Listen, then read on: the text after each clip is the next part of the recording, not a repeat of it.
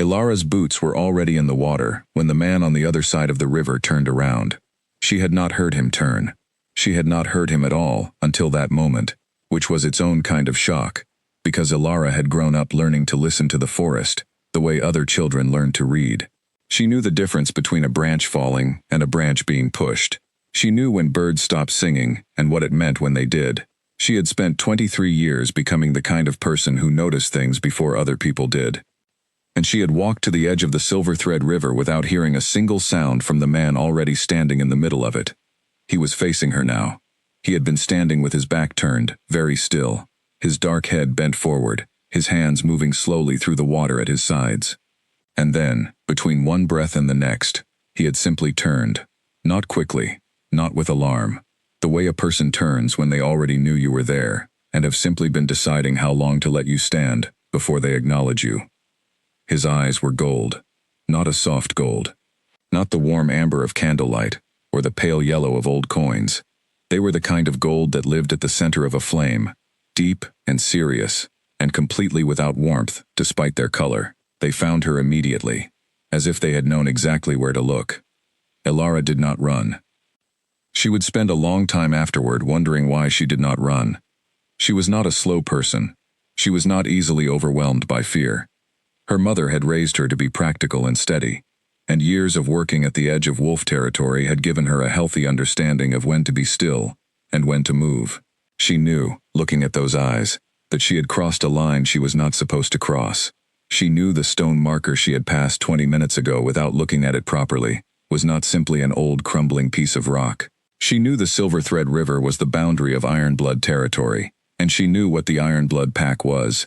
And she knew all of this the way you know things that you have been told since childhood so many times, that they stop feeling like warnings and start feeling like furniture.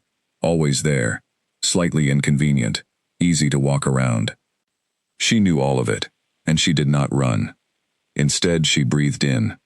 It was not a deliberate thing. It was just the ordinary act of drawing air into her lungs, the way a person does when their body is startled and decides that breathing is suddenly the most important thing. The air at the river was cool and clean, and it carried the smell of moving water and pine, and something else. Something she had no name for. Something warm and deep, and layered in a way that the rest of the forest was not. And that smell went into her lungs, and settled there like it belonged. The man in the river went absolutely rigid. His shoulders locked, his jaw set so hard she could see the line of it from where she was standing on the bank. His hands, which had been moving loosely through the water, stopped completely. His eyes, which had been watching her with that measured and controlled steadiness, changed. They did not go soft. They went the opposite of soft. They went bright and sharp, and something moved behind them that was not entirely human, and Ilara felt the hair on her arms lift under her sleeves. The sound that came from him was low and rough, and not quite like anything she had heard before. It was short, barely more than a breath forced out through a closed throat, but it moved through the air, and hit the trees on both sides of the river, and the branches shook, not from wind. There was no wind. They shook the way things shake when something very large and very powerful passes close to them. Ilara took a step backward without making a choice to do it. Her heel slipped in the mud at the edge of the water, and she grabbed the nearest branch to keep her balance, and that small, graceless scramble seemed to bring him back from wherever the sound had taken him. His eyes steadied. His shoulders dropped, not fully, but enough. He was controlling something. She could see the effort of it in every line of his body. "Don't move," he said. His voice was deep and rough and completely level, which was almost more frightening than if it had been loud. Ilara stopped moving. "Who are you?" he asked. She swallowed. Her throat was very dry. "I'm sorry," she said. "I didn't realize how far I'd gone. I was looking for herbs. I'll go back." "Who are you?" he said again, and his tone had not changed, still level, still controlled. But this time it held something underneath it that made the question feel less like a question and more like a weight being placed on a scale. "Ilara," she said. "Ilara Voss. I'm from Ashfen, the village south of the ridge." He was quiet for a moment. The river moved between them, cold and silver, and completely indifferent to both of them. "You crossed the marker," he said. "I know," she said, because there was no point in lying about it, and she had not been raised to lie when the truth was already obvious. I didn't see it clearly. The carving is worn down. A long pause. Then, very quietly, no, it isn't. She had no answer for that. He looked at her for another moment, and then he said, "Go back to your village, Ilara Voss, and do not come past the marker again." She wanted to ask him who he was. She wanted to ask him why the trees had shaken from a sound he made. She wanted to ask about the warmth she could still feel in her chest, low and steady and new in a way that made her uneasy, that had started the moment she walked north through the forest this morning, as if something had been gently insisting all along that she go exactly where she ended up. She didn't ask any of it. She turned around and walked back up the riverbank and into the trees, and she did not look back, and she walked that way for about 2 minutes before she started running. She ran the whole way back, past the stone marker, past the old birch trees, down the slope and through the lower woods where the morning light came in pale and thin through the branches. She ran until her lungs burned, and her wet boots chafed against her ankles, and she could see the fields of ashfen opening up ahead of her at the edge of the forest. She stopped at the tree line and bent forward with her hands on her knees and breathed. The warmth in her chest was still there. She pressed a hand flat against her sternum, as if she could push it away from the outside. She could not. It sat there, patient and persistent, like something that had decided this was where it lived. She straightened up. She picked up her basket, which she had dropped at some point during the run, and had to go back 3 steps to retrieve. She walked out of the forest and across the field toward the village, and she kept her face very still, because she had learned that walking through ashfen with your feelings on your face was an invitation for questions, and she had no answers to offer anyone today. Her mother was in the kitchen when she got home. Nora Voss was a small, precise woman with quick eyes and flour on her apron and the permanent smell of herbs in her hair. She looked up when Ilara came through the door, took in the wet boots and the empty basket and the particular expression her daughter was wearing, the one that meant something had happened but was not going to be discussed, and she said nothing. She handed Ilara a cup of tea. She went back to her work. Ilara sat by the hearth and drank the tea, and stared at the coals, and tried to stop thinking about Gold Eyes. She could not stop thinking about Gold Eyes. She thought about the sound he had made, and the way the trees had moved. She thought about his control, the very visible and very deliberate control of someone who was accustomed to keeping something contained. She thought about the way he had looked at her when the breath left her body, as if she had done something to him that he had not been expecting and did not know how to account for. She had grown up on the edge of wolf territory. She knew what wolf shifters were. She had never seen one shift, but she had seen the results of their disputes with other packs. Trees splintered in impossible ways, ground torn up in wide circles. The particular silence that fell over a stretch of forest after something very powerful had passed through it. She had been taught to respect their boundaries the way you respect the edge of a cliff, not from fear alone, but from the simple understanding that the consequences of stepping off are not negotiable. She had stepped off this morning, and she was not sure yet what the fall was going to look like. She had been sitting by the fire for perhaps half an hour when she heard it, a sound at the edge of the village, low and rhythmic, moving between the houses with a slow and deliberate patience. Not a sound she had heard before, but one she recognized immediately, in the same way you recognize a storm from the change in the air before it arrives. Her mother set down her wooden spoon. She turned to look at the door. 3 heavy knocks, measured, unhurried. The knock of something that is not asking for permission. Ilara was on her feet before she had made a decision to stand. "Wait," her mother said, and her voice was very quiet and very careful. Ilara waited 1 beat, then she crossed to the door and opened it. The 3 wolves on her doorstep were in human form, tall and still and dressed in plain dark clothes, with their arms loose at their sides. Their eyes were pale and clear, and they watched her with the complete and unblinking focus of predators, who are not in a hurry, because they already know the outcome. The one in the center was young, perhaps her own age, with a narrow face and dark hair, and something in his eyes that was not quite settled. "Ilara Voss," he said. She said nothing. "You crossed the Ironblood boundary at the Silver Thread River this morning," he said. "The Alpha King has called you to give account. You will come with us." Ilara felt her mother's presence behind her, close and tight, with a worry that Nora Voss would never put into words, because putting it into words would make it real. The Alpha King, Alara said slowly. The wolf in the center nodded once. She had heard that title. She had heard it the way everyone in the northern villages had heard it, as a piece of information that arrived and then sat in the back of your mind, where you put things that are not relevant to your daily life. The Alpha King of the Ironblood packs, the ruler of every wolf clan from the northern ridge to the sea cliffs, the man who had ended the last 3 territorial wars before they could begin, because he had simply arrived and looked at the people who started them. The man with gold eyes. Alara understood now that she had not simply stumbled into the wrong part of the forest. She had not simply upset a wolf with a temper, or disrupted some minor pack ritual. She had crossed into the personal territory of the most powerful wolf in the north, and she had been standing close enough to breathe his air, and whatever the consequences of that were, she was about to find out. "Am I allowed to bring anything with me?" she asked. The wolf in the center looked at her belt pouch. "Your herbs," he said. "Nothing that cuts." She unclipped the small knife from her belt and handed it back through the door to her mother, without looking. She heard Nora take it. She heard her mother's quick and sharp breath, and knew it was not from surprise. She looked at the lead wolf. "I'm ready," she said.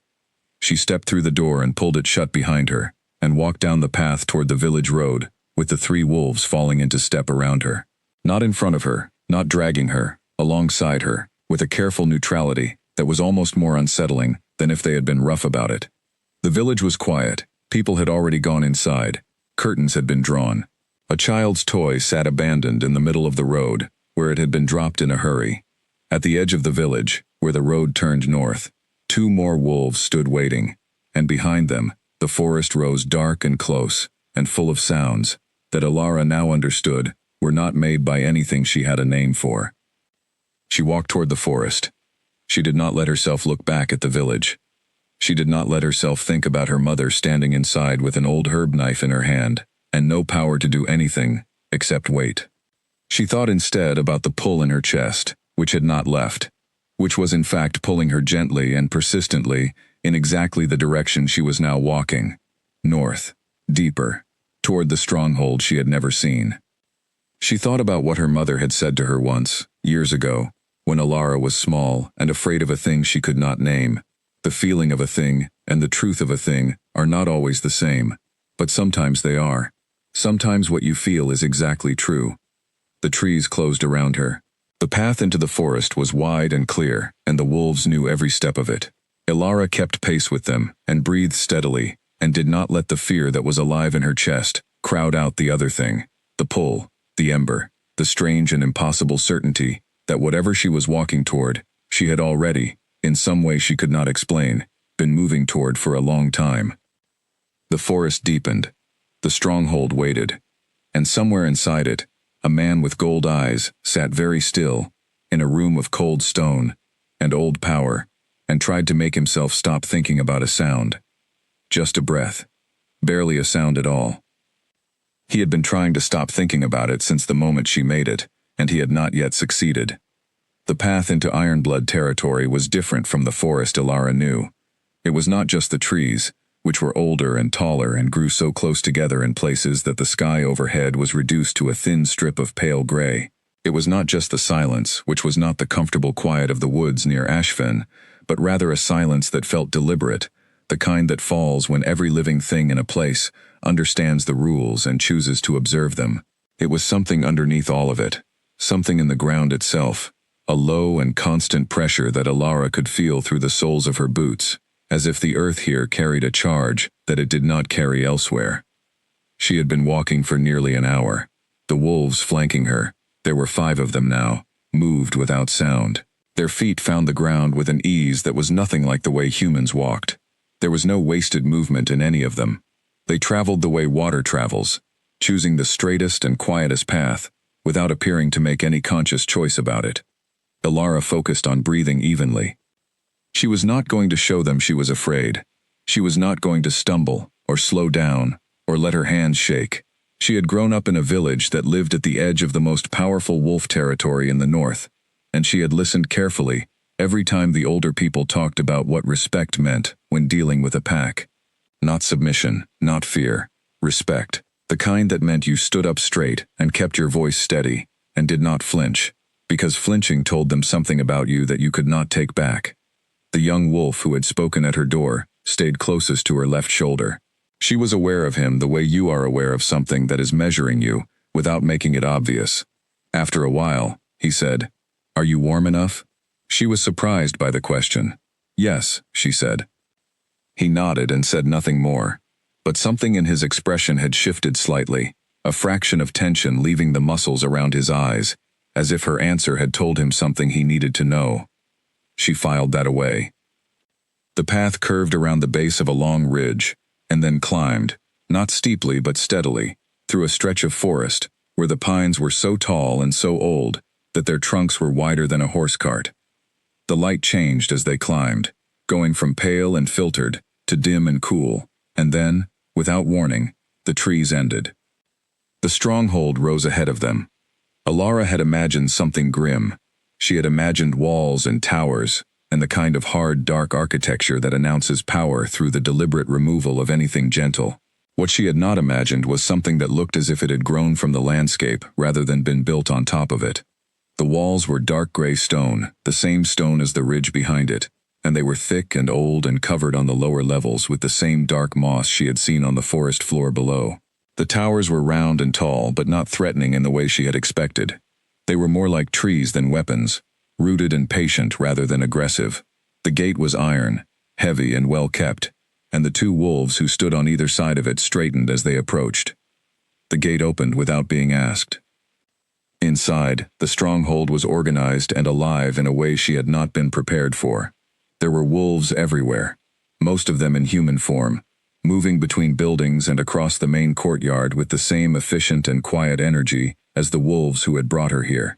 Children darted between the legs of adults who barely paused to redirect them. A group of older wolves sat in a corner of the yard repairing equipment. A woman with silver-streaked hair was hanging something heavy from a line strung between two buildings and muttering to herself as she worked. Everyone looked up when Alara came through the gate. The courtyard went quiet for about 3 seconds. Then it went back to what it had been doing, but the awareness of her presence stayed. She could feel it, like a low hum in the air. Every person in the yard continuing their tasks but oriented toward her, in the same way flowers orient toward light, without fully turning.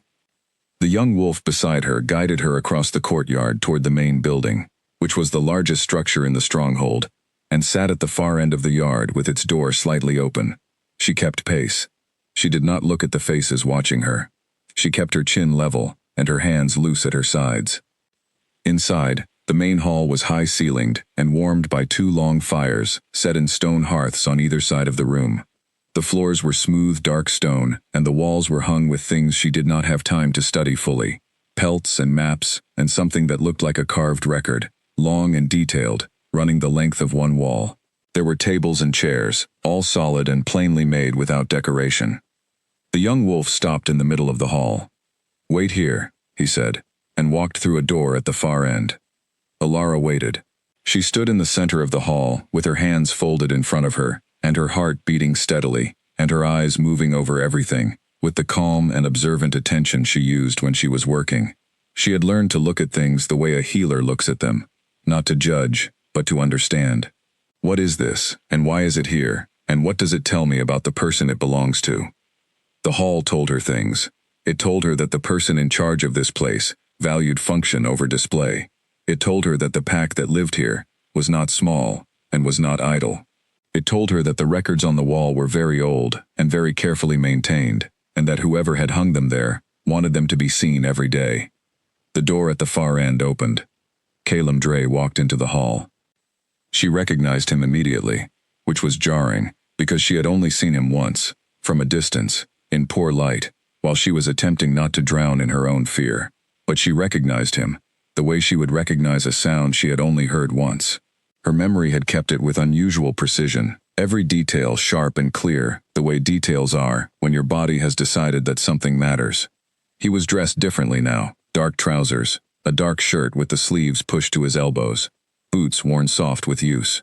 He was taller than she had registered at the river, or perhaps it was the enclosed space that made his height more apparent.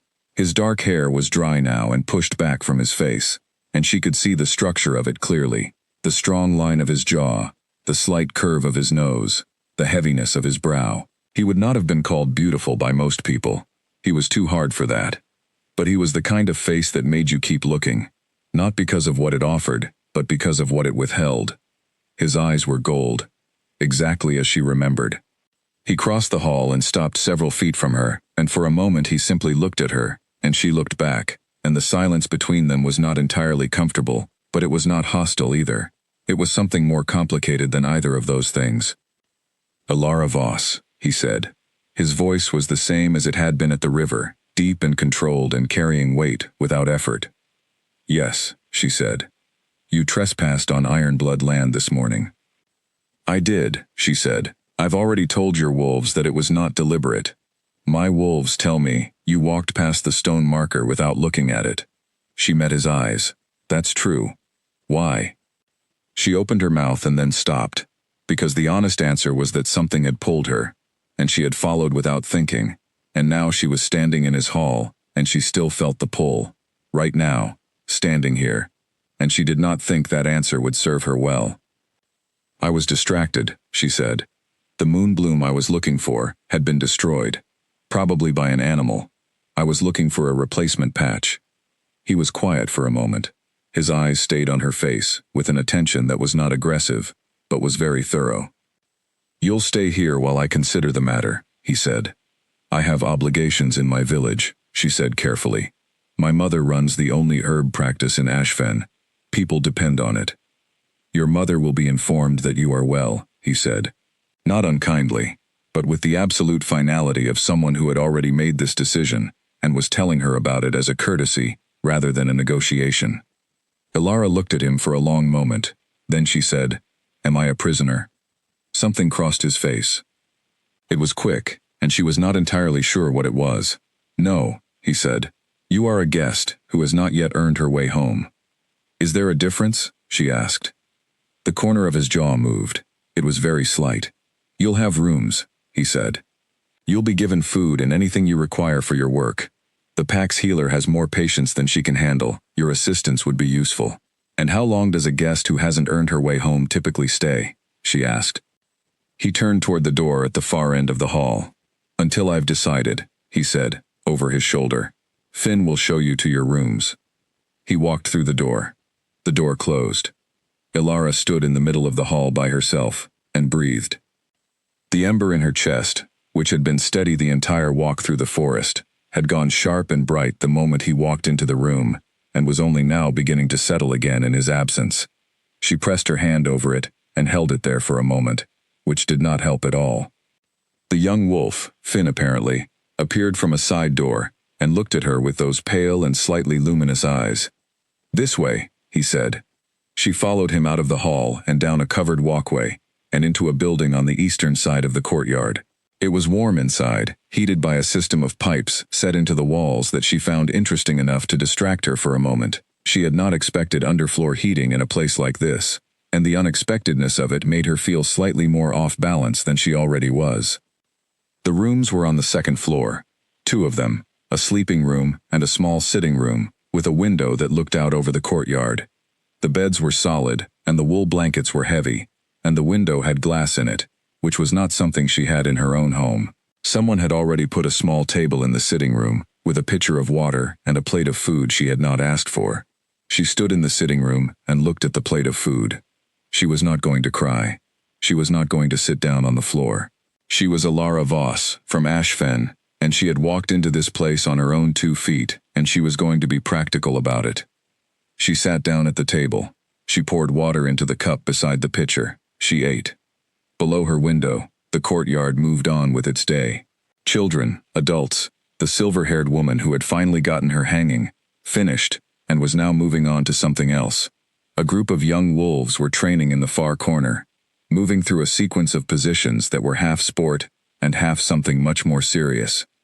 2 older wolves sat together near the gate, talking in low voices.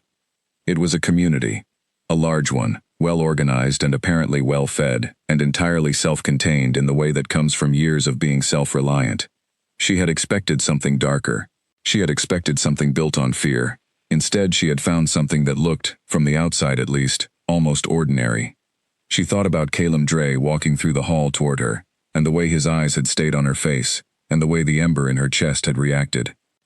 She thought about what it meant that the Alpha King of all the northern packs had seen her at the river, and then sent 5 of his wolves to collect her within hours, and now wanted her under his roof, with no specific end date mentioned. She thought about the fact that she had crossed a boundary she was told never to cross, and had met a man she was not supposed to meet, and breathed his air on an ordinary morning when she was only supposed to be gathering roots, and yet nothing about it felt like an accident. She finished eating, she rinsed the cup. She sat by the window and watched the courtyard below until the light changed from morning to afternoon, and no one came to bother her, and no one told her she was confined to her rooms. After a while, she got up and opened the door. No one was in the corridor. She went back downstairs. She found the healer's workroom by following the smell of boiled herbs and lanolin, and the particular sharp, clean smell of wound dressings. It was in the ground floor of the main building, tucked behind the kitchens, and when she pushed the door open there was a woman inside, small and graying, with ink-stained hands, and a look on her face that said she had too much work and not enough time, bent over a long table, covered in jars and cloth, and instruments Alara recognized. The woman looked up. "You're the herb girl from the village," she said. "I'm a healer's daughter," Alara said. "My mother and I have run the practice in Ashfen for 6 years." The woman looked at her for a moment, then she pointed at the table. "Sit down," she said. "Tell me what you know about drawing fever." Alara sat down and told her. By the time the evening bell rang through the stronghold, she was elbow-deep in the healer's supply problems, and the healer, whose name was Dara, and who said very little except about her work, had given her a role in the morning rounds without making any formal announcement about it. It was not freedom, but it was a purpose, and Alara had always understood that a purpose was something you could hold on to when everything else was uncertain. She held on to it. In his private rooms on the other side of the stronghold, Calum Dre stood at the window and watched the lights in the courtyard go out one by one as the evening deepened and the pack retired for the night. He had been standing there for a long time. His hands were clasped behind his back. His expression was very still. He had not left his room since he returned from the hall. His second-in-command, Hugh, had come twice to update him on routine matters and had received clipped and precise answers, and had left both times with the careful look of a man who has noticed something but is choosing not to mention it yet. Calum stared at the dark courtyard. He thought about a breath. Just a breath, small and involuntary, and completely ordinary in every way, except the way it had hit him. The way it had gone through every barrier he had spent 30 years building, and lodged itself somewhere behind his ribs, like something that intended to stay. His wolf was very quiet tonight, not calm, quiet the way a thing is quiet when it is waiting. He pressed his jaw tight and turned away from the window. He had made a mistake today. He should have let her go the moment he saw her at the river. He should not have spoken to her. He should not have sent for her. He should not have brought her into his stronghold and put her in rooms 30 meters from where he stood, and told himself it was about protocol and trespass and pack law. He knew it was not about any of those things. He just had not decided yet what to do about what it was actually about. He lay down on his bed without undressing. He stared at the ceiling.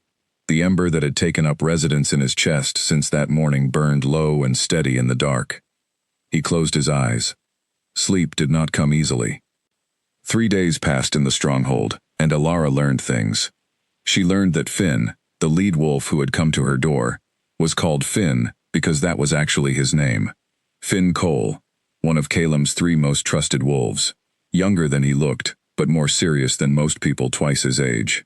He was not unfriendly, but he operated at a careful distance from her, and she noticed that when he watched her, it was not with suspicion, but with something more like deliberate self-restraint, as if he was making a conscious effort not to be curious about her.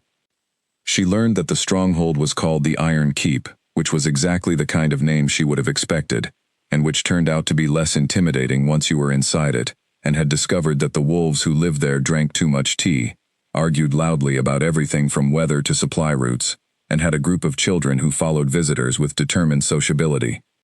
She learned that Dara, the healer, slept 4 hours a night and expected everyone around her to match that pace, which Alara could not quite manage but came closer to than she would have predicted.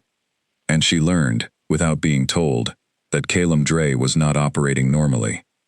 She knew this not from watching him. She had not seen him since the day in the hall, and she had the impression that his absence was not accidental, but from watching everyone else. A pack, she was beginning to understand, was connected in ways that went beyond the social.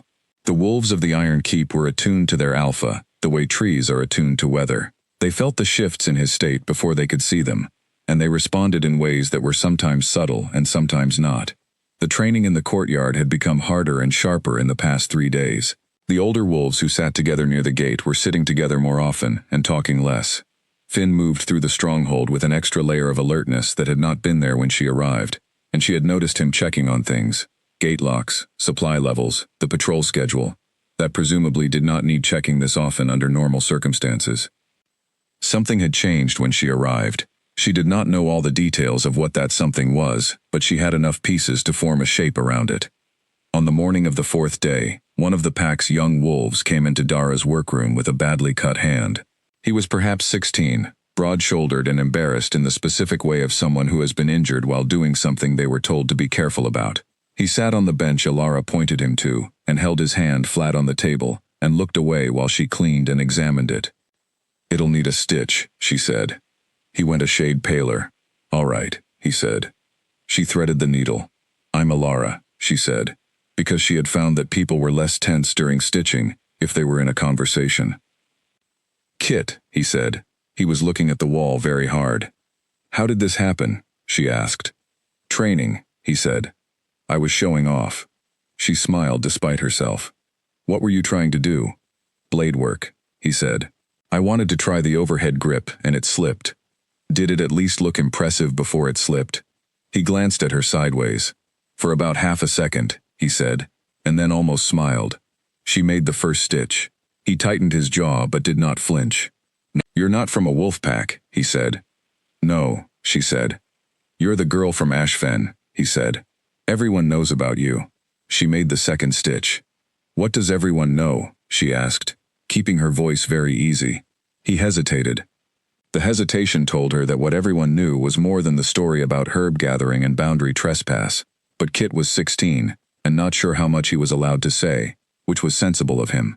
"Just that you're here," he said finally, "and that the Alpha brought you." "The Alpha's wolves brought me," she corrected, gently. Kit said nothing, but she saw something in his expression, a very young and very careful knowledge that he was not going to share, and she let it go. She finished the stitching. She wrapped the hand cleanly and gave him instructions about keeping it dry and when to come back. He thanked her with the formal gravity of someone who has been raised to be polite and takes it seriously, and then he walked out of the workroom, and she listened to his footsteps go down the corridor and then stop. She looked up. Calum Dre was standing in the doorway.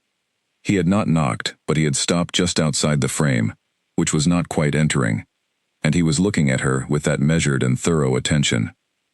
"Kit came to you," he said. It was not a question. "He cut his hand," she said. 4 stitches. He should rest it for 2 days. She paused. "He did not want to tell me how it happened. I told him it didn't matter. If you're planning to punish him for the injury, I'd ask you not to. He knows it was his fault and that's enough." A very slight pause. "I wasn't planning to punish him," Calum said. "I didn't know that," she said.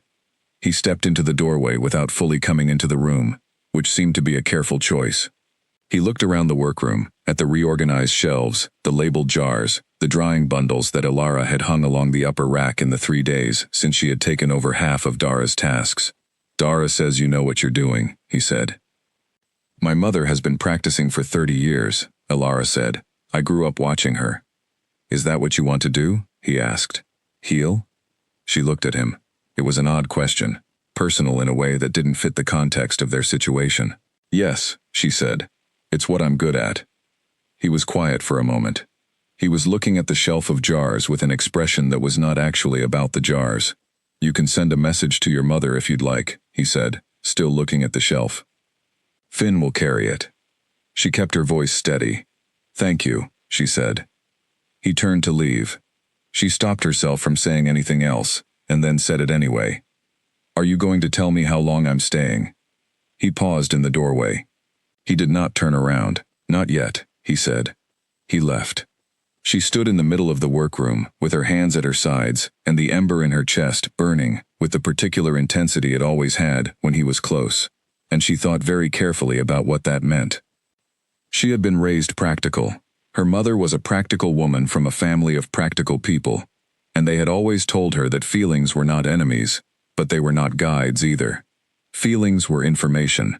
You looked at them, you noted what they told you, and then you made your decisions with your head and your values, not with the warmth or cold of your chest. What the ember told her was simple. He was near.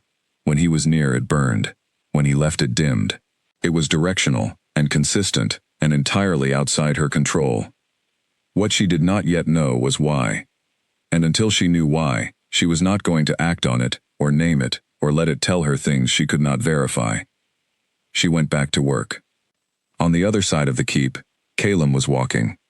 He walked the way he always walked when his thoughts were too loud, fast and deliberate, through the corridors and down the back stairs and out the side door into the training yard, which was empty at this hour. He stood in the middle of it with his hands at his sides, and the cold morning air on his face, and he breathed. His wolf was not quiet now.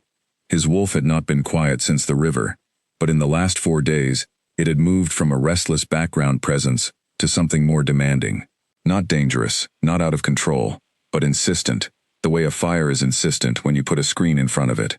It did not stop because of the screen. It simply shifted, working the edges, looking for any gap. He had gone to the workroom without deciding to.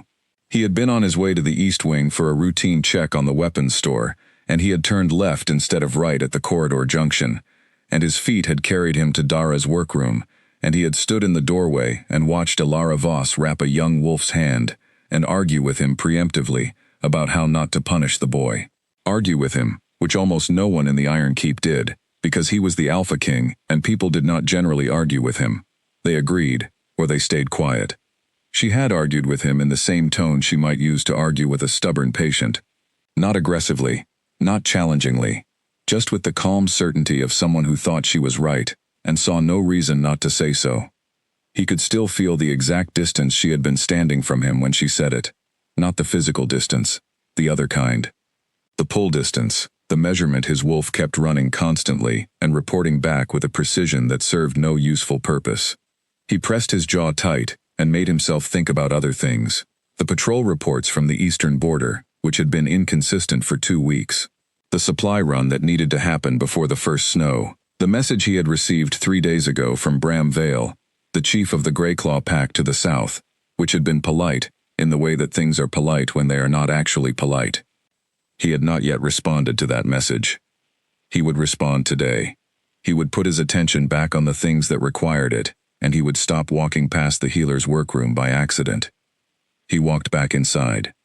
Hugh was waiting for him in the corridor with a report folder and the expression of a man who had been running a pack's administrative functions for 6 years, and was very good at it, and wished, occasionally, that his alpha would pay more attention. Eastern Patrol, Hugh said, handing him the folder. Calum took it. What's the reading? 3 crossings in 2 weeks, Hugh said. They're not pushing, just testing, feeling the edges. Bram, Calum said. That's my guess, Hugh said. The message he sent was, I know what the message was, Calum said. Respond for me. Tell him the eastern boundary is stable, and we look forward to continued respect of the treaty. Hugh took the folder back. He had the very slightly tighter face of a man with something else to say. What? Calum said. The pack knows, Hugh said. About the girl. Calum was quiet.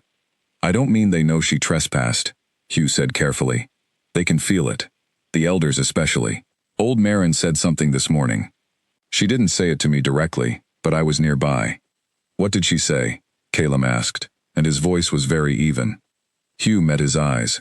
She said it smells like the old stories, he said, her words. Calum turned and walked away. He did not slam a door. He did not raise his voice.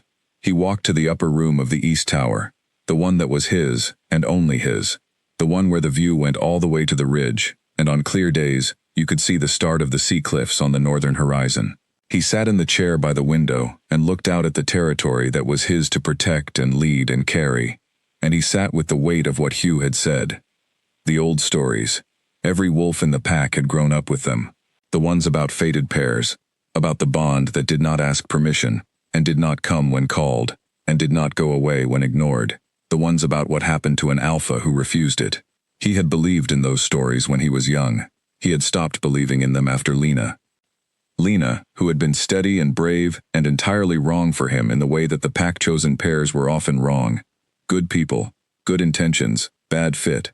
But who had stayed, because the pack needed it, and because she was loyal, and because neither of them had been willing to say what they both quietly knew. Lena, who had died because of who he was and what he was responsible for, and what he had not been fast enough to prevent. He had made himself into iron after that. Not out of grief alone, grief he could work with. He had made himself into iron because iron does not make the mistake of caring about the wrong person at the wrong time in the wrong way. And now there was a woman in his healer's workroom, 30 meters from where he was sitting, who had breathed the wrong air on the wrong morning, and undone 6 years of iron without trying. He pressed his knuckles against the arm of the chair and stared at the horizon. The wolf in him was not offering any opinions he had not already heard. The pack noticed things that the humans of Ashfen would never have picked up on. They noticed the way the air in the keep had changed over 4 days, carrying a new note that had not been there before. Something green and warm and strangely right. The way a missing ingredient suddenly makes a familiar dish make sense. They noticed the way the children drifted toward the east building during the afternoon, which was when Alara worked with Dara, and they noticed the way the older wolves sat up a little straighter when she passed through the courtyard. They noticed all of it and said nothing out loud, because a pack that has served a strong alpha for a long time learns the difference between what they are allowed to notice and what they are allowed to say. Old Marin sat by her fire in the oldest corner of the iron keep and knitted something long and rust-colored and said nothing to anyone about what she already knew. She had been in this pack for 60 years. She had seen 3 Alpha Kings. She knew the smell of the old stories as well as she knew her own hands. She would wait. The young ones always needed time to find their way to the things that were already true. She knitted. The fire crackled. The ember, somewhere in the keep, burned quietly in 2 chests that did not yet know they were mirrors of each other. It burned, and it waited, and neither of them slept well. Old Marin found Alara on the 7th morning, at the stream. Not the silver thread. There was a smaller stream at the eastern side of the keep's grounds, clear and cold, running over pale stones into a pool that froze in January and thawed in late March. Alara had found it on her 3rd day when she was looking for watercress, and she had made a habit of sitting beside it in the early morning, before Dara's rounds began, in the 20 minutes of quiet before the keep woke up fully. It was the closest thing to alone time she had been able to find. The old woman came through the trees with a sureness of step that had nothing to do with sight. Her eyes were sharp, but her feet moved with the certainty of someone who had walked this ground so many times that the path was in her body, not her mind. She was not a large woman, but she took up exactly as much space as she wanted to, which turned out to be considerable. She sat down on the flat stone beside Alara without invitation and looked at the stream for a moment. "You're a practical girl," she said, "not a question." "I try to be," Alara said. "Good," Marin said. "Then I don't need to soften what I'm going to tell you." Alara looked at her. The old woman's hands were folded in her lap, the knuckles large and the skin thin over the bones in the way of hands that have worked their whole lives. Her face was deeply lined, and her silver hair was pulled back without care for how it looked, and her eyes, when she turned them on Alara, were clear and dark and completely direct. "Do you know what a mate bond is?" Marin asked. "I've heard the term," Alara said carefully. "From stories."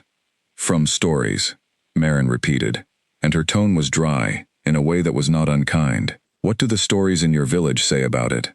Alara thought. "That wolves sometimes have fated partners, that the bond is involuntary, that it's very strong." "And what do you think the word fated means?"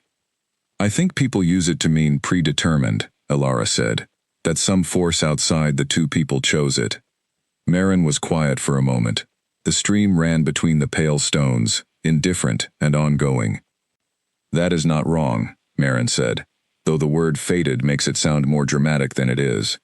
What the bond actually is, and I've had 60 years in a pack to observe it, so I'm telling you from watching, not from fable, is recognition.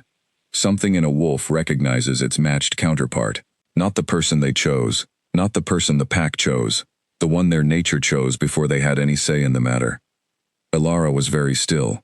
It can happen across species, Maren said, and her voice was deliberately even, making no fuss about what she was saying. A wolf and a human. It has happened before. It is not common, but it is not unheard of. The stream kept running. A bird called somewhere in the trees behind them. When the recognition happens, Maren continued, the bond begins to form. It is not fully formed yet. It requires time and proximity, and, eventually, willing acknowledgement from both parties. But once it has begun, it is persistent. You can distance yourself from it. You can ignore it, but you cannot unmake it. What happens if it's ignored? Elara asked. Her voice was steady. Maren looked at the stream. To a human, the effects are subtle. A pull, a sense of direction, a warmth that has no physical cause. She paused. To a wolf, and especially to an alpha, it is considerably more difficult. The wolf part of an alpha is instinct and power and need, and it is not patient with being denied the things it recognizes as its own.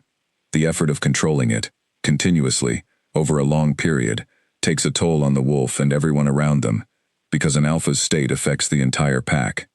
Elara was quiet for a long moment. She looked at the water. You're telling me, she said slowly, that something has been happening since the river. Yes, Maren said. Between him and me. Yes. And that he knows. He has known since before you arrived, Maren said. It would have been clear to him the moment you made any sound at all. The bond reveals itself through scent and sound. Something as simple as a single breath. Elara sat with that for a moment. The ember in her chest, which was always there, seemed to pulse once, as if in answer. Why are you telling me? She asked. Maren looked at her sideways. Because no one else will, she said. His wolves are loyal, and his second will not push. And Calum himself will not tell you, because telling you means making it real, in a way that frightens him. He doesn't seem like someone who frightens easily, Elara said. He isn't, Maren said, which makes the things that frighten him very specific. She folded her hands more tightly in her lap. He lost someone, she said. A mate, not a fated one, a chosen one, the pack-arranged kind. Her name was Lena. She died 6 years ago, and he believes her death was a consequence of being close to him. She let that sit for a moment. He is not wrong, that proximity to an alpha king carries risk.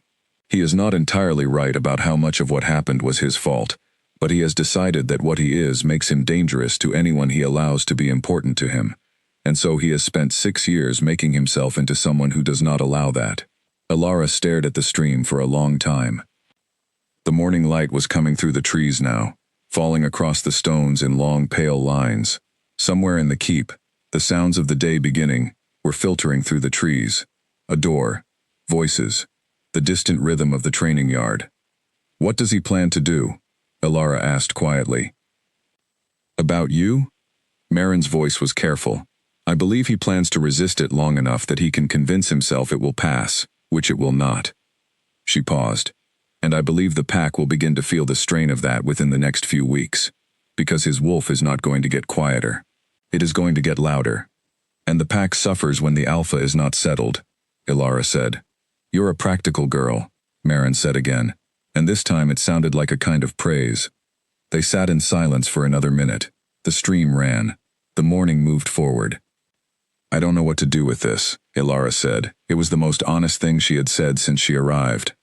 I'm not telling you what to do, Maren said. She stood up, moving with the unhurried ease of someone who had learned that speed was mostly unnecessary. I'm telling you what is. What you do with it is your matter. She looked at Elara for a moment, a long and clear look that seemed to see several things at once. You are not like most people who end up inside these walls, she said. Most of them are here because of what he is.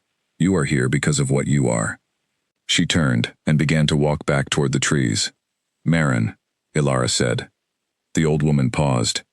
Is the bond something that can be chosen? Elara asked. Or refused? Or is it purely involuntary? Maren was quiet for a moment. The recognition is involuntary, she said. What you do in response to it is yours entirely. She looked over her shoulder. That is what makes it different from every other kind of love. It chooses you. Then you choose back. She walked into the trees and was gone. Alara sat by the stream for another 10 minutes and did not move. The ember burned steadily behind her ribs. She pressed her hand over it, and this time did not try to push it away. She just felt it. Warm and persistent, and pointing north like a compass that had already decided everything. She took a long breath. She stood up.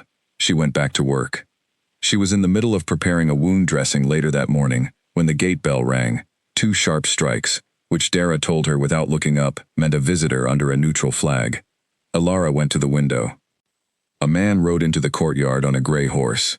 He was dressed in traveling clothes, dark and plain, with a short cloak and a belt that was conspicuously missing any weapon.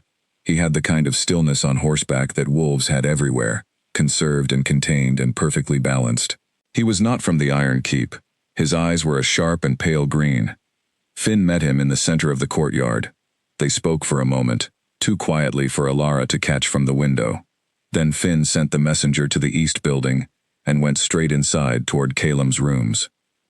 The courtyard, which had been moving with its usual energy, had gone very slightly still. Not panicked, nothing as obvious as that, but the quality of the movement had changed. The training wolves had stopped. The older ones near the gate had turned to face the east building. Everyone who had been doing something casual was now doing it with slightly more attention than before.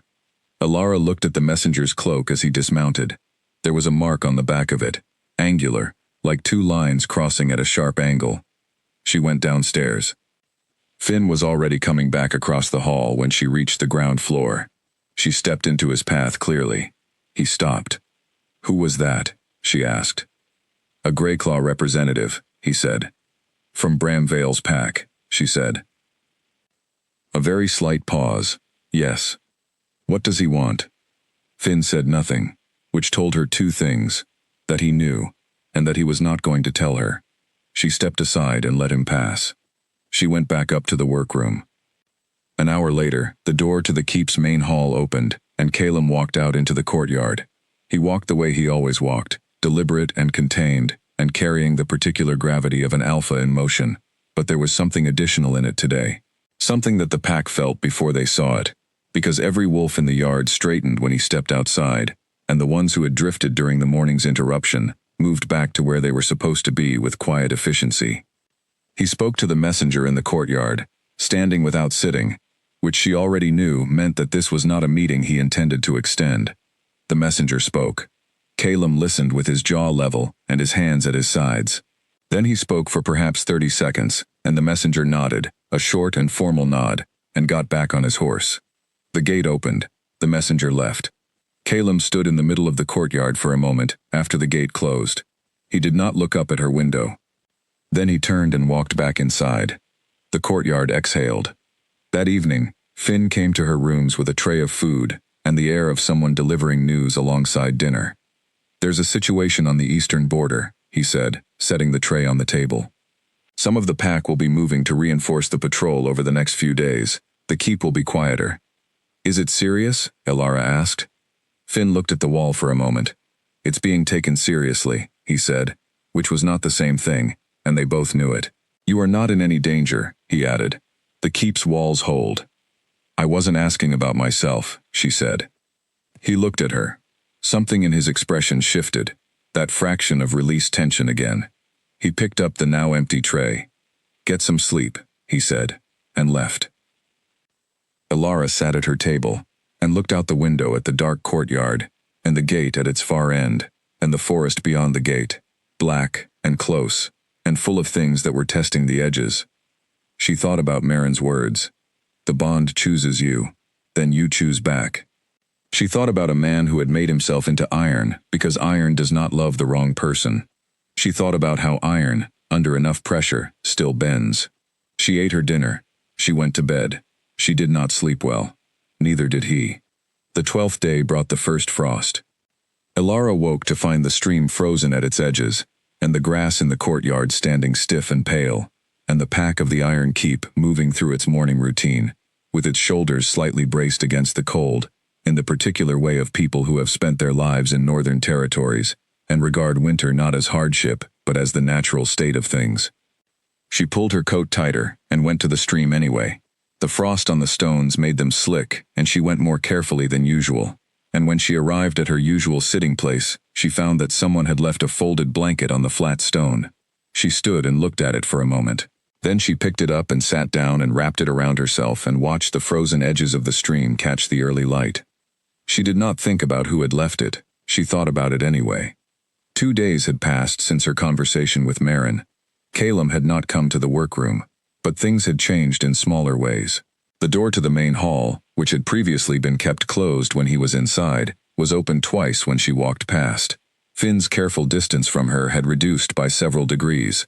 The elder wolves who watched her cross the courtyard had stopped watching with assessment and started watching with something closer to acknowledgement. The children came every afternoon now.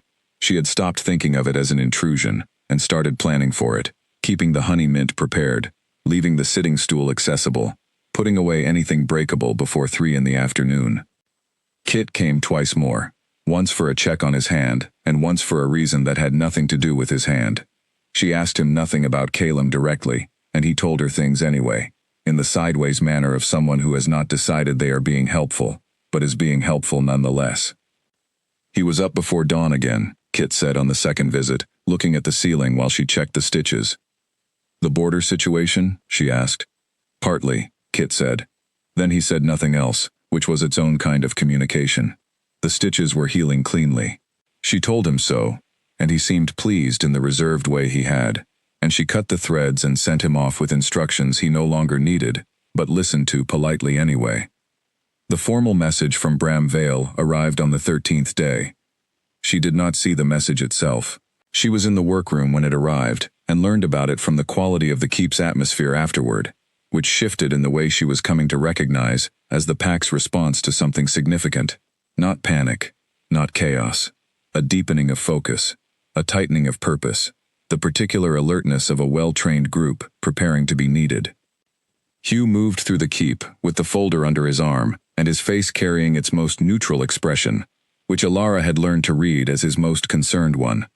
Finn called 3 of the senior wolves into the small meeting room, off the main hall, and the door stayed closed for an hour.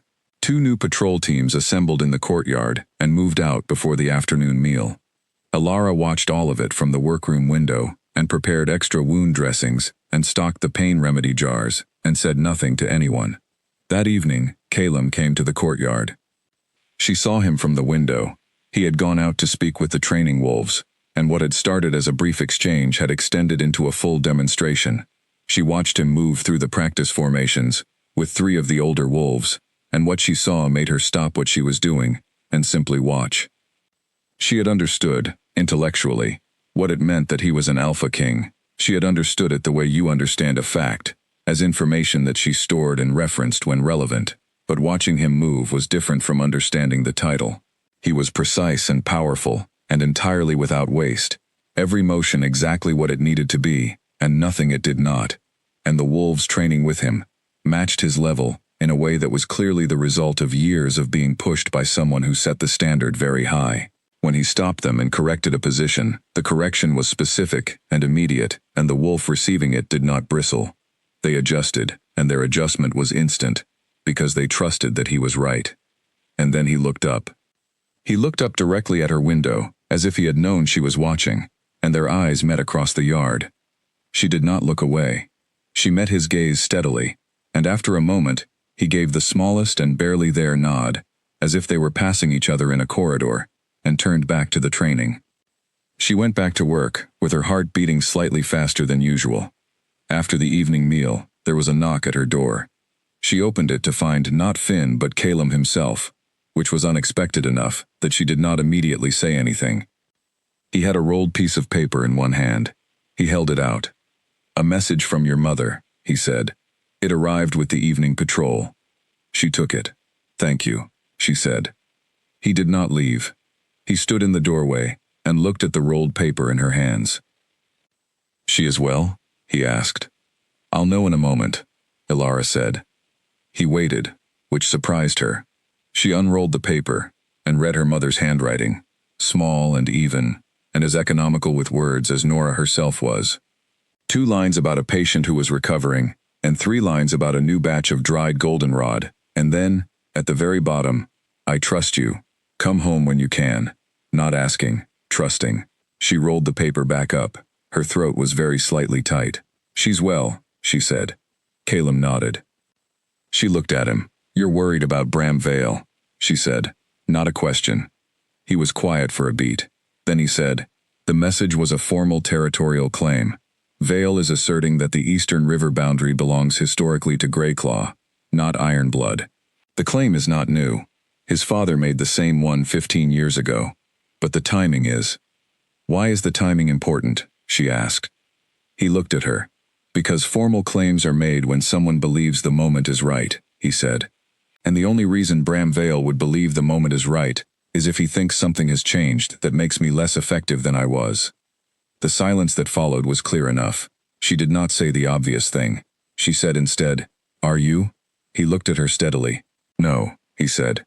Good, she said, with the simple directness that she had discovered, in the past few days, tended to produce more in return than careful phrasing. Then he's wrong, and you can prove it. Something moved across his face, not quite a smile. Not quite a softening. Something more private than either. The expression of a man who has received something small and unexpected, and does not know where to put it yet. You make it sound straightforward, he said. Isn't it?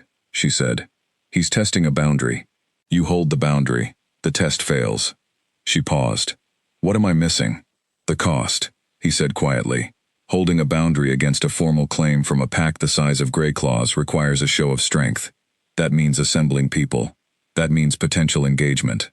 That means people could be hurt. She nodded. Is there a path that doesn't require a show of force? She asked. If there is, I haven't found it yet, he said. Tell me what you know, she said. He looked at her. You're a healer's daughter from a border village, he said. Not unkindly. Just clearly. And you've been working this problem alone for 2 weeks, she said. I'm not going to solve it. But sometimes saying it out loud makes the shape of it clearer. He was quiet for a long moment. Then he leaned against the doorframe and told her. Not everything. She understood. There were things he would not share, even now. But the shape of it. Bram Vale's claim. The historical precedent. The weakness of Bram's actual legal position versus the strength of his current position in terms of numbers. The fact that a direct show of force carried risks beyond the physical. The fact that the cleanest resolution was the one he liked least, which was a public declaration that left no ambiguity. She listened. She asked 2 questions, both practical, and he answered them. By the end of it, the problem had not changed, but he was standing in her doorway, with his arms uncrossed, and his jaw slightly less rigid than it had been when he arrived. The public declaration, she said slowly. That's the cleanest path. Yes, he said. Then make it, she said. Don't let him spend another week thinking you're uncertain. He looked at her. You're not uncertain, she said, so don't act like it. He was quiet. Then he said, quietly, No, I'm not.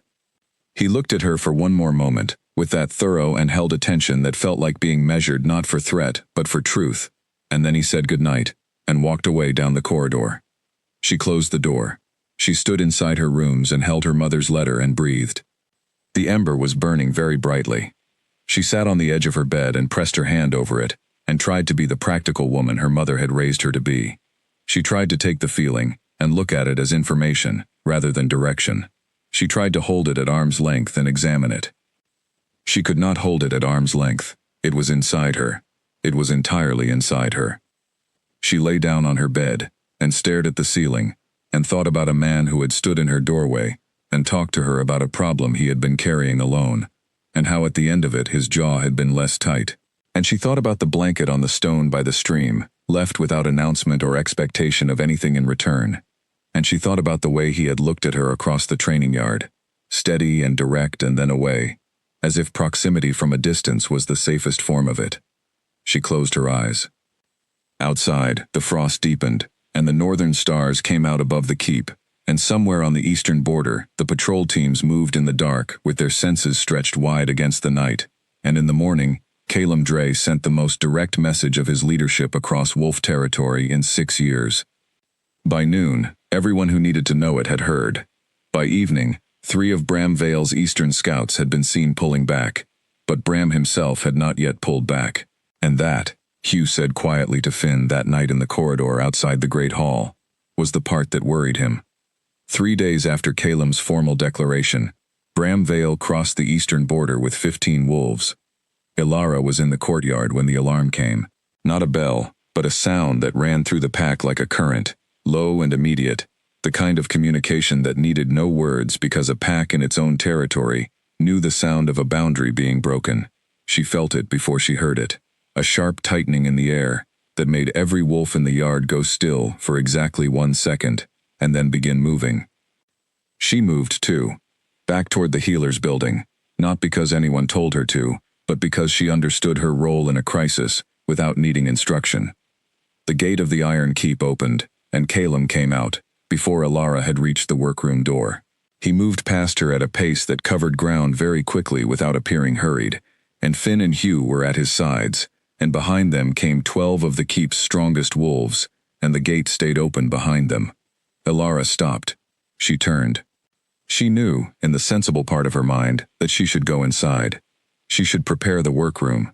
She should heat water and lay out dressings and do the things that would be useful when people came back from a confrontation needing to be mended. She stood in the courtyard and watched the gate. Dara appeared beside her. The small healer had a folded cloth in her hands and was looking at the gate with the practiced calm of someone who had done this more than once. "Inside," she said. "In a moment," Ilara said. Dara said nothing else. She understood things without requiring them to be said, which was one of the things Ilara appreciated most about her. The confrontation happened at the eastern tree line, which was not far from the keep. She could hear it, or more precisely, she could hear the absence of the normal forest sounds, the utter silence that fell when the Ironblood wolves met the Greyclaw wolves at the boundary, and then, low and carrying through the cold air, voices. She could not make out words. She could make out tone, and the tone was controlled and deliberate and very serious. Then it wasn't controlled. The silence broke with a sound she felt in her sternum. Not an explosion, not even particularly loud, but resonant, in the way that only power makes noise, deep and structural, and reverberating in things you did not know were capable of resonating. Then she heard running. She was already moving toward the gate when she should not have been. She knew she should not have been, but her feet had made the decision without consulting her. The ember in her chest, suddenly burning so hot it was closer to pain than warmth, and she was through the gate before anyone could stop her, because the wolves remaining at the gate were all looking outward, and she came through from behind. The tree line was 20 meters from the gate. She made it, and then stopped, because the scene in front of her was not what she had expected. There were Greyclaw wolves, several of them in partial shift, the shape of a person changing at the edges in ways that were both remarkable and alarming. There were Ironblood wolves, and they were in a line, and Calem was at the center of the line in human form and utterly still, facing a tall man with pale green eyes, who was not in partial shift, but who had the particular tension of something about to happen running through every muscle in his body. Bram Vale. She recognized him from the description Kit had given her without being asked. The tall man was speaking. His voice carried now that she was closer. "The declaration changes nothing," he was saying. "The land was Greyclaw before Ironblood existed. That is not a claim, that is a fact. A fact you can't document," Calem said. His voice was very quiet, and the words were very precise. "Your father tried. His evidence did not hold. My father was not motivated to press the point," Bram said. "I am. I can see that," Calem said, with a flatness that contained nothing warm. "Which tells me this isn't about the land." Bram went slightly still. "No?" "No," Calem said. "This is about what you believe has changed. I am telling you directly, nothing has changed. Your scouts spent 10 days on my eastern border looking for a gap. They did not find one. You should have listened to them." Something moved through Bram's expression. Not defeat, but recalculation. A very quick and very private reassessment. And then his gaze moved past Calem's shoulder. It moved past the wolves. It found Ilara. She had been standing at the tree line for perhaps 30 seconds. She had not made any sound. She had not moved. But Bram Vale's pale green eyes found her with immediate precision, and for a moment he looked at her with an expression that shifted from reassessment into something calculating and quick, gone before she could fully name it. Then one of the Greyclaw wolves on the far left moved. He moved fast. She saw him in her peripheral vision, and registered what was happening a full second before she could act on it. He had broken from the Greyclaw line and was crossing toward her at a deliberate pace, and his hand came out and closed around her wrist. It was not violent, not a grab meant to hurt, but it was firm and clear and deliberate, and it made a statement that needed no words. Elara went very still. She heard the sound Calum made before she felt anything else. It was nothing like the sound at the river. That had been a warning, controlled, forced out through a tight throat, and immediately pressed back down. This was something that came from a place the control did not reach. It was short, and it was deep, and it came from somewhere below the human, and above the wolf, and it did not sound like anything the throat was supposed to make. The trees around them shook, not branches, trunks. The Greyclaw wolf who had her wrist released it, not because of a decision he made, because his body made it for him. The grip opened automatically, the way hands open when they brush against something burning. Everyone on the field went still. Elara turned slowly. Calum had shifted, not fully. He was still upright, still roughly the shape of a man, but the edges of him had changed. His eyes had gone gold so deep they were almost orange. The air around him was doing the thing it had done at the river, but without any of the control. There was no screen on the fire. There was no glass on the flame. Hugh was beside him, very close, speaking in a low and rapid tone she couldn't hear. Finn was on his other side, his own posture carefully calibrated to be present without escalating. Calum was looking at her, not at Bram, not at the Greyclaw wolves, at her. The gold of his eyes moved across her like he was checking for damage, and the checking was not calm. She walked toward him. She did not know she was going to do it until she had already taken the first step. She walked across the 10 meters between them, with the same steady pace she used walking into a patient's room, unhurried, grounded, deliberate. She felt the pressure of his state against her skin, the way you feel heat near a fire, intense and real, but she did not slow down. She stopped in front of him. He was breathing hard. His jaw was locked. The almost shift was still there at the edges, and she could see the effort it was taking to hold it, could see the shaking along his shoulders she remembered from the river. She lifted her hand. She pressed it flat against his chest, over his heart. He went absolutely rigid. His heart was pounding against her palm, fast and hard and entirely real. She kept her hand there and looked up at his face and said nothing, because there was nothing to say that was more direct than this. The shaking in his shoulders slowed. The edges of the almost shift steadied, held, and then, very slowly, began to recede. His eyes went from that burning deep orange back, through gold, lighter and lighter, until they were the gold she knew, the controlled and watching gold. Behind her, she heard Bram Vale say something, in a very quiet voice. She did not hear what it was. She heard Hugh respond, brief and flat. She heard the sounds of the Greyclaw wolves withdrawing, not running, not panicked, but withdrawing, with the measured pace of a group that has made a decision. She kept her hand on Calum's chest until his breathing had steadied. Then she lowered it. He looked at her. He looked at her with his full attention, unfiltered. Every layer of control present but not hiding what was behind it. Something raw and unmanaged, and human, in a way she had not seen from him before. His jaw was very tight. "Are you hurt?" he said. His voice was rough. "No," she said. He looked at her wrist. He didn't. He let go, she said. "I'm not hurt." He was quiet for a moment. Then he said, very carefully, "You should not have come out here." "I know," she said. "Why did you?" She held his gaze.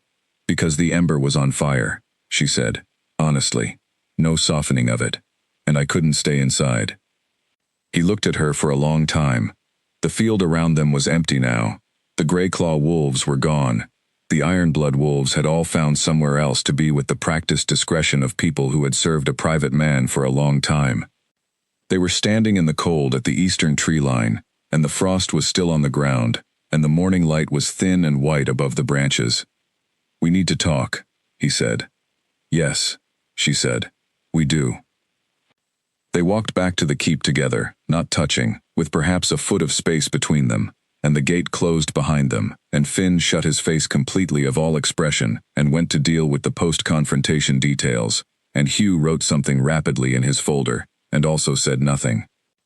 The courtyard watched them walk across it, and also said nothing, collectively, with the practiced invisibility of a pack that has learned when to be there and when not to be.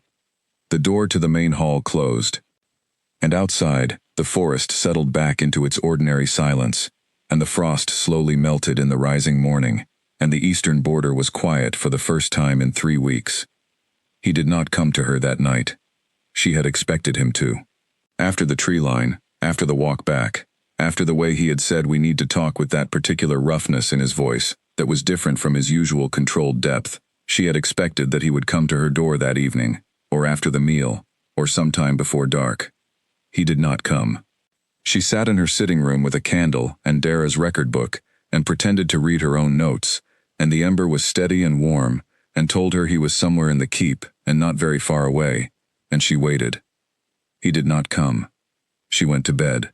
She lay in the dark and listened to the keep settle into its night sounds, the faint creak of timbers in the cold, the distant movement of the overnight watch, the low and somehow comfortable sound of a large building full of sleeping people. She listened to all of it and watched the ceiling and waited. She fell asleep somewhere after midnight, which surprised her. She woke before dawn to the sound of nothing. No alarm, no knock. She simply woke, the way you wake when something in you has decided that now is the time, and lay in the dark for a moment, and then got up. She dressed quietly. She wrapped herself in the heavier coat she had been given 3 days ago by one of the older pack women, without explanation, which she had accepted without asking for one. She went out into the corridor. She knew, the way she had begun to know things at the keep, where he would be. The East Tower, the room he had at the top of it, that was his and only his. She climbed the stairs without thinking too hard about whether this was wise. Wisdom was important to her, but there were moments when the most honest action and the wisest action were the same thing, and this felt like one of those moments. The stairs were stone and cold, and her footsteps were quiet. The door at the top was open by a hand's width. She pushed it wider and stepped inside. He was sitting in the chair by the window, the one she had imagined him in when Maren first told her about Lena and 6 years of iron. He was dressed simply in dark clothes, with the sleeves of his shirt pushed to his elbows, as they always seemed to be when he was not performing the public role of Alpha King. He was looking out at the dark territory through the window, and the pre-dawn sky beyond was the deep blue-gray of early morning, the stars still visible at the horizon's edge. He heard her. She knew he heard her. He had barely made a sound, but he heard it, because he heard everything. He did not turn around. "I thought you'd sleep," he said. "I woke up," she said. She crossed the room and sat on the low bench that was beside the window, below the level of his chair, so that she was looking up at him at a slight angle. She pulled her coat closer. The room was cold. He looked at her from the chair. His expression was the kind that lives on the other side of a very long time being held together, not falling apart, but done performing its own steadiness. "I need to tell you something," he said. "I know," she said. He was quiet for a moment. He looked back out the window. "Her name was Lena," he said. She did not speak. She stayed very still and let him have the room. "She wasn't my fated mate," he said. "I want to be clear about that, because I know what Maren told you. Lena was chosen by the Pack Council when I was 28. She was a good woman, steady and loyal, and she had a sharp sense of humor that she kept mostly private." He paused. "We were not in love with each other. We both knew it. Neither of us said it, because saying it would have made the Pack uncomfortable, and she was loyal to the Pack above everything else." Elara listened. The morning was very still around them. "She died 6 years ago," he said. "There was a dispute with a pack to the west, smaller than Greyclaw, less organized, but angrier. A faction within it who believed that removing the Alpha King would destabilize all the northern packs, enough for them to claim the vacuum." He spoke evenly, with the flatness of someone who has worked through a story so many times that the sharp edges have worn smooth, but the shape remains. "They targeted Lena. Not because of her relationship with me, because she was in the Iron Keep, and the Iron Keep is mine, and anything inside it that could be used as leverage was a target." "What happened?" Elara asked, very quietly. "She was taken during a trade route movement," he said. "I was 3 hours away. I came back when I received word." He stopped. Outside, the sky had begun its shift toward morning, the deepest blue lifting almost imperceptibly. "I was too late. By 6 hours. The room held the weight of that. I ended the dispute, he said. I ended it completely. The faction is gone. It does not exist in any form anymore. His voice was entirely level. But Lena is still dead. Elara did not say anything for a moment. She waited to be sure he was done. Then she said, "Do you believe it was your fault?" "I believe she would not have been a target if she had not been associated with me," he said. "I believe that being close to what I am is a particular kind of risk, that the people who want to reach me will always go first for the people they believe I care about." "Did you care about her?" she asked. He was quiet. "Not in the way she deserved," he said.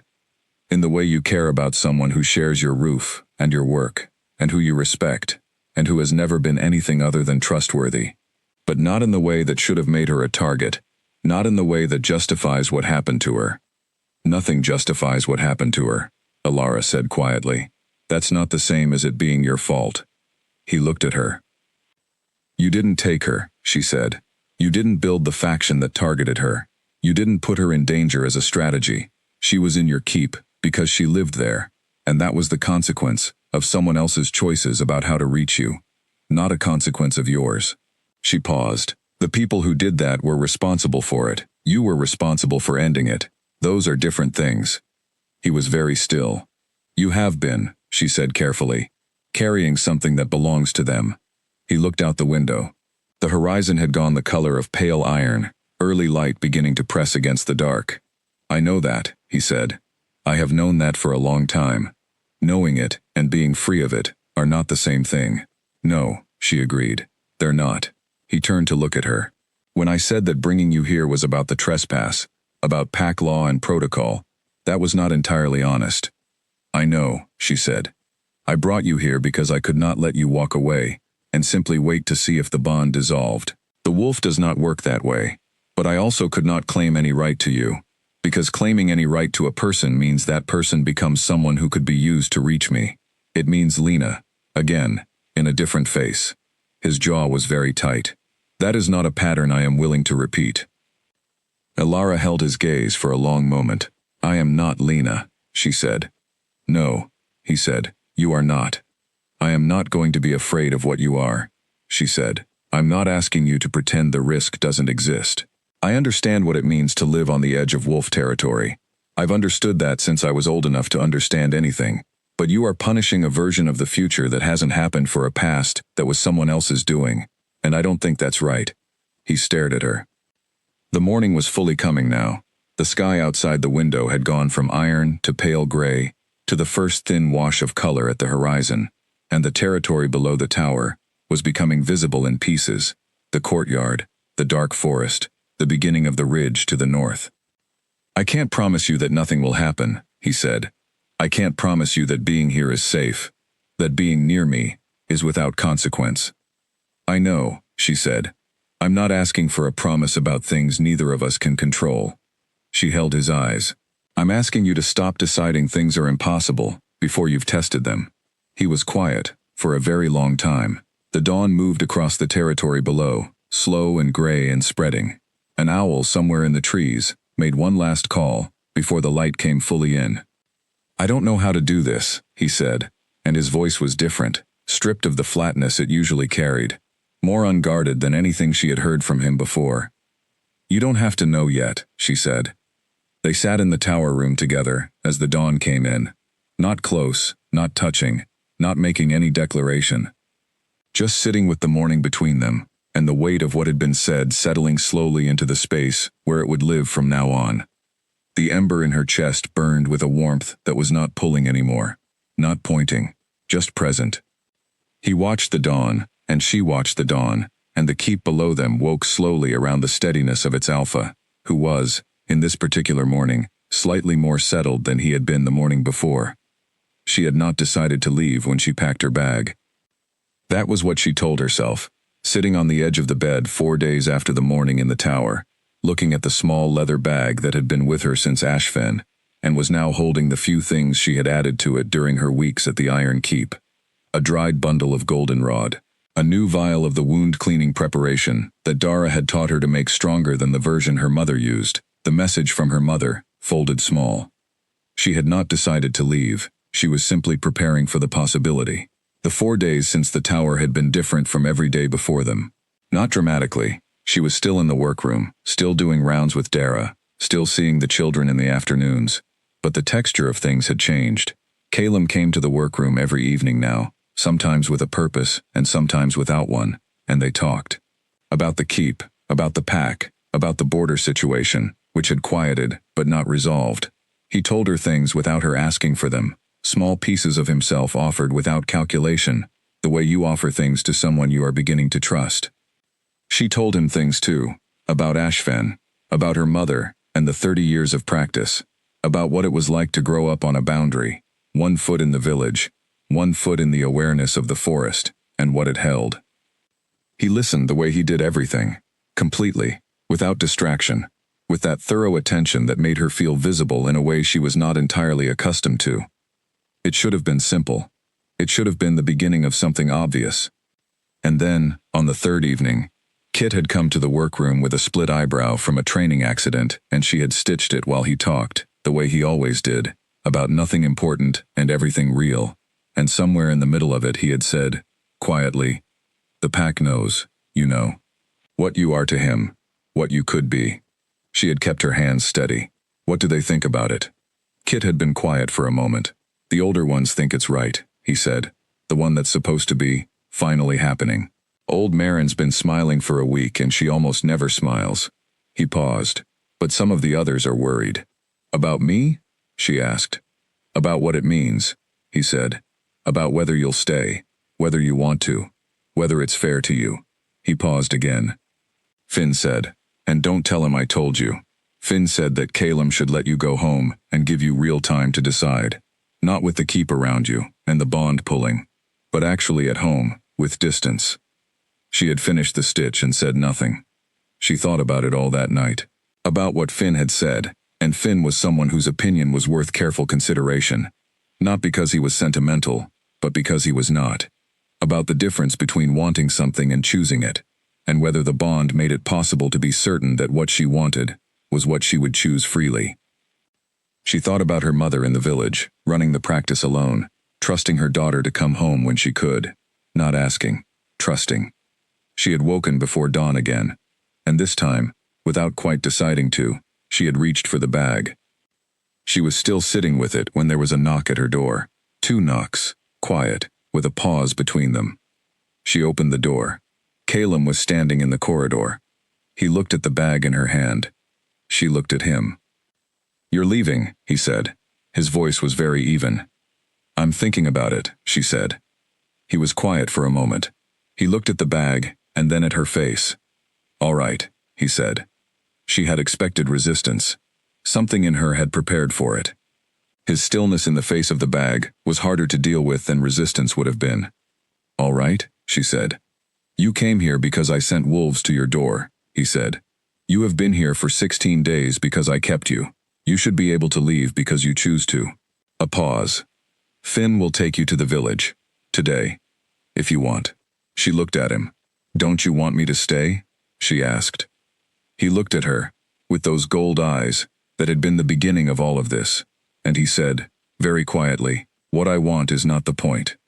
What I want has been overriding other considerations for 16 days, and I don't want that to be the thing that decides this." She sat back down on the edge of the bed. "Sit down," she said. He didn't move. "Please," she said. He came into the room. He sat in the chair across from the bed, upright, arms resting, not quite at ease, but not pretending to be. He looked at her. "Finn said I should go home with real time to decide," she said, "without the pull and the keep and the bond, making things feel inevitable." "Finn is not wrong," he said. "I know," she said, "but I also know something about how I work, which is that I am not a person who is easily swayed by circumstances into wanting things I wouldn't otherwise want. I was raised to be practical. I have been practical my whole life." She looked at him. "The bond is real. The pull is real. But I also know that you are a person who sat in a tower room at dawn and told me the truth without softening it, and that you leave blankets by streams without making anything of it, and that when you said we need to talk you did not come to me that night because you wanted me to choose without pressure." She paused. "That is not the pull talking. That is me. He was very still. I want to go home, she said. I want to see my mother, and check on her work, and sleep in my own bed, and stand in the village for a few days, and be certain. She held his gaze. And then, I want to come back. He looked at her for a long moment. You're certain about the last part? He asked. Not yet, she said honestly. That's why I need the first part. He nodded. Once, slowly. Take whatever time you need, he said. There is no deadline on this. She picked up the bag. She stood. She looked at him. I'm going to say goodbye to Dara and the children, she said. Then I'll be ready. He stood. He was taller than her in the small room and very close to her, and the ember in her chest was wide awake and not pulling anywhere, just burning, steady and honest. Be careful on the road, he said. I grew up on the edge of wolf territory, she said. I know how to be careful in a forest. Something happened in his expression, too fast and too private to fully catch, but warm, genuinely warm. I know you do, he said. She walked to the door. She stopped.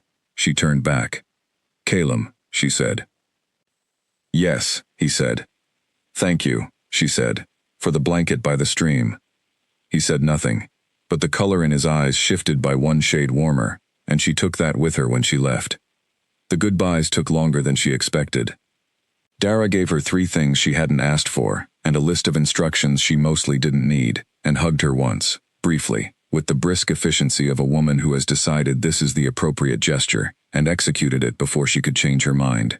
Pip attached to her leg until Rowan peeled her off, and Bess pressed a small flat stone into her hand, and told her it was for luck, and Kit stood at a little distance with his healed eyebrow, and his too serious face, and said only, "Come back." "I'm planning on it," she told him. She walked out through the gate with Finn beside her and 2 wolves behind, and the gate closed, and she did not look back. She walked the full hour through the Ironblood forest, with the ember in her chest, dimming by degrees as the distance grew, and she let it dim. She let the pull do what it did without fighting it, because fighting it took energy she was going to need for thinking clearly, and she needed to think clearly. She thought about everything. She thought about 16 days in a place she had entered as a stranger, and left with the addresses of people she would think about when they came to mind. She thought about a man who had made himself into iron, and showed her, in small private ways, that the iron was not all the way through. She thought about a bond she had not chosen, and was not sure she would have chosen, and which was happening anyway, and about what it meant to consent to a thing that was already in progress. She thought about her mother, who had not asked her to come home, only trusted.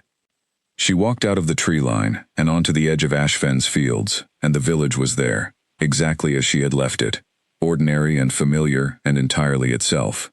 The morning smoke rising from the chimneys, and a dog barking somewhere, and the particular smell of a working village that had nothing to do with pine or old stone or wolf territory. Finn stopped at the tree line. He would go no further. "Thank you," she said. He nodded. She walked across the field toward home. Her mother opened the door before she knocked, because Nora Voss had always known when her daughter was on the road. She looked at Alara for a long moment, reading her the way Nora read everything, carefully and without rushing. "Come in," she said. "You look like you need tea and a real meal." "I do," Alara said. She went inside. The kitchen was exactly as she had left it, herbs drying, fire low, the smell of thyme and wood smoke, and home. She sat down at the table. Her mother made tea without asking what kind, because she knew what kind, and she put a bowl of food in front of her, that Alara ate without tasting much of it, because her mind was still moving through everything it needed to process. Nora sat across from her with her own tea and did not ask questions. She had never been a question-asking mother. She was a watching and waiting mother, which was harder in its own way, and more respectful in another. After a long time, Alara said, "I met someone." "I gathered," her mother said. "It's complicated," Alara said. "I gathered that too," her mother said. Alara wrapped both hands around her cup. "I think I'm going to go back," she said. "I'm not certain yet. I wanted to come home first, and be certain." Nora looked at her daughter for a long moment. She had quick eyes, and she used them fully. "Are you going back because of the bond?" she asked. Direct, as always, no softening. "Partly," Elara said. Not entirely. Her mother nodded. Can you tell the difference? Elara thought about it, about the ember and the pull, and the man who sat in a tower at dawn and told her the truth, about Kit saying come back, about Pip's hand on her coat, about a blanket on a stone by a frozen stream. Yes, she said. I think I can. Her mother drank her tea. But outside, the village moved through its morning with its ordinary energy. Then you have your answer, Nora said. Elara sat with her tea, and the warmth of the kitchen, and the quieter and cooler version of the ember that was telling her where she was not, and she thought, yes. She stayed for 2 days. She helped with her mother's rounds. She slept in her own bed, and lay in the familiar dark of her own room, and listened to the village sounds she had grown up with, and found that they felt, not wrong exactly, but like something she was visiting, rather than something that was still entirely hers. She helped an elderly neighbor with a strained shoulder. She fixed a fence post that had been leaning since summer. She ate her mother's food and sat by the hearth in the evenings, and did not feel the pull the way she felt it at the keep, but felt instead its absence, which was its own kind of information. On the morning of the 3rd day, she packed her bag again. Her mother stood in the kitchen doorway and looked at her without any particular expression. I'll send messages, Elara said. I know you will, Nora said. And I'll come back to visit. I know that too, Nora said. Elara crossed the kitchen and hugged her mother, who was small and precise and strong, and smelled of lavender, and who held her briefly and firmly, and let her go. She walked out to the road. She turned north. She walked across the field toward the tree line. The frost was gone now, the ground soft with the late morning sun, and the forest ahead was the dark and patient and particular forest she was beginning to know. She walked toward it without hesitating. At the tree line, she stopped. She looked into the trees. 2 wolves stepped out of the shadows. Not Finn, but 2 she recognized from the patrol teams. They had the look of people who had been waiting, not urgently but attentively. You were watching for me, she said. Not accusingly. The Alpha asked us to watch the road, the taller one said carefully. She thought about that for a moment. He had sent people to watch the road, not to come to her, not to pressure her, just to watch. Take me back, she said. They turned into the forest and she followed, and the trees closed around her, and the ember in her chest, which had been burning low and patient for 3 days, steadied and began to build, and by the time the keep came into view through the last of the trees, it was burning the way it burned when she was close to him, warm and real, and pointing home. She walked through the gate. Calum was standing in the courtyard. He looked like a man who had not planned to be in the courtyard, who had been somewhere inside, and had simply ended up here, the same way she had ended up at the river on a morning she was only supposed to gather roots. He was still. He was watching her with those gold eyes, and she could see, now that she could read him well enough to see it, the thing he had been doing for however many hours the 3 days had represented, the very careful and deliberate effort of a man who has decided something and is waiting to find out if the decision was real. She walked up to him. She stopped close. She looked up at his face. I'm not afraid of this, she said. I went home to make sure, and I'm sure. I am not here because of the pull. I am here because I choose to be. His jaw was tight. His eyes were very steady. He looked at her for a long time, reading her the way he always read her, all the way down to whatever was actually true. Then he said, very quietly, welcome back. The ember in her chest went still. Not out. Nothing like out. Still, the way water goes still, when it has found the level it is supposed to be at. She let out a long and slow breath. Around them, the courtyard quietly went back to what it was doing, and the gate closed, and a small, round-faced girl, with 2 escaping braids, came running across the yard, at a pace that was going to end in a collision. Elara, Pip announced, and arrived. The days after her return were different, not louder, not more dramatic, just different, in the way that follows a door closing quietly on everything that was uncertain, not with a slam, not with ceremony, but with the soft and final click of something settling into place.